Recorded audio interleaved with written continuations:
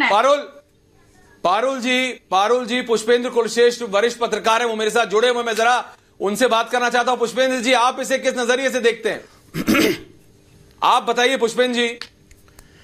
देखिए ऐश्वर्या, सबसे बड़ी प्रॉब्लम यह है कि ये मुल्क मजहब के नाम पे बटा और आज तक हम मजहब और धर्म के बीच में कंफ्यूज करते हैं, और जब भी धर्म के लोगों को मजहबी लोग मारते हैं तो हम ये मुलम्मा चढ़ाने की कोशिश करते हैं कि माहौल मत बिगाड़िए, इंसानियत से काम लीजिए, कुछ शांति से काम लीजिए, समझदारी से काम लीजिए, सौहार्द से काम लीजिए। इस देश में बहुसंख्यक समाज का कोई भी हत्या के बारे में ऐसे ही जुमले बोले जाते हैं और अखलाक की कहानी यूएनओ तक चली जाती है। ये डॉक्यूमेंट है, ये एक डॉक्यूमेंट तैयार किया है मेरी टीम ने, ये 2014 से 2020 तक का है।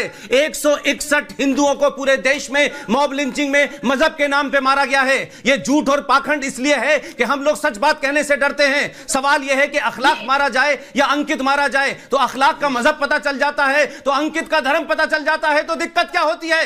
सच बोलने की कोशिश कीजिए। मैं पूछना चाहता हूं, ये तमाम सारे लोग आकर के बहुत सारी बातें करते हैं, क्या अंकित सक्सेना, क्या अंकित शर्मा, क्या ध्रुव सक्सेना, इन तमाम लोगों को जेल में जाने के बाद हुआ क्या आज की डेट में? सवाल सबसे बड़ा यह है कि हम बार बार मजहब से मत जोड़िए, मजहब से मत जोड़िए, तो भाई किससे जोड़ें, किस कारण जोड़ें? मजहब के नाम पे मारा जा रहा है, नारे लगाने पे मारा जा रहा है, तो आप इसको कहेंगे कि नहीं सौहार्द बनाना है। तो भारत के सनातनी हिंदुओं ने इस देश का सौहार्द बनाने का ठेका नहीं ले रखा है कि अपनी बलि देते रहें और जब भी बात हो तो यह कहा जाए नहीं हमें सौहार्द बनाना है। सच को सच मानिए। अश्विन जी, रिंकू का परिवार सुरक्षा मांग रहा है, समझ आता है, लेकिन मुझे यह तो बताइए, ऐसे क्या दिल्ली के हर घर को हम सुरक्षा देंगे? माहौल बनाना पड़ेगा पुष्पेंद्र जी, यह गलत इंडिकेशन है जिसको यहीं पर रोकना पड़ेगा। ऐसा एक और रिंकू नहीं हो सकता। पुष्पेंद्र कुलश्रेष्ठ जी, नहीं, लेकिन सवाल यह है ऐश्वर्या राय जी, आपकी बात बहुत अच्छी है, लेकिन सवाल सबसे बड़ा यह है कि यह सिलसिला तो बहुत पुराना चल रहा है।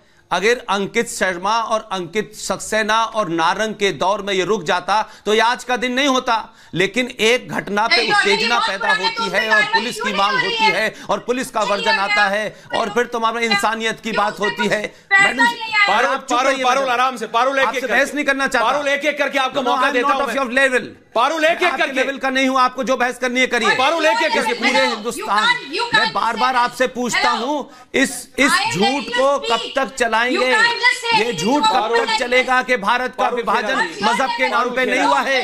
वो ताकतें आज नहीं है। उम्र दराज है, मैं आपसे निवेदन कर रहा हूं पारुल जी, जब आप बोल रही थी तो आप बोल रहे थे, तो आप उन्हें बताइए कि पारुल जी, नहीं मत बताइए मुझे। बिल्कुल, मैं उनको भी बोल रहा हूं, जितनी उम्र है उतना मेरा एक्सपीरियंस है। जब आप बोल रहे हैं पारुल जी तो वो चुप थे, वो बोल रहे हैं कोई चुप रही है।